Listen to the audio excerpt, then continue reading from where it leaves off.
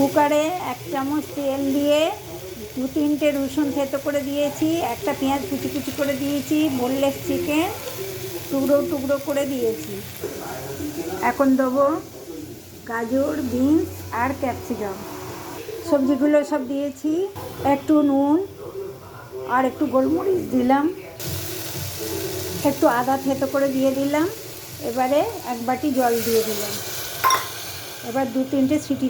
দেখুন বন্ধুরা, স্যুপ হয়ে গেছে। কুকারের ঢাকনা খুলে নিয়েছি। এখানে 1 চামচ কর্নফ্লাওয়ার নিয়েছি, গুলে নেব। কর্নফ্লাওয়ার গুলাটা দিয়ে দিলাম, দিয়ে এবারে একটু নাড়তে থাকতে হবে। ফুটে গেছে, বেশি আবার ফোটালে গাঢ় হয়ে যাবে, বেশি ঘন হলে স্যুপ খেতে ভালো লাগবে না। দেখুন বন্ধুরা, আমার স্যুপ আর স্যুপের সঙ্গে চাউমিন বানিয়েছি, দুটোর সঙ্গে স্যুপের সঙ্গে চাউমিন হেভি টেস্টি খাবার। কেমন হয়েছে দেখে বলবেন, ভালো লাগলে বন্ধু ভেবে একটা লাইক শেয়ার কমেন্ট করে দেবেন।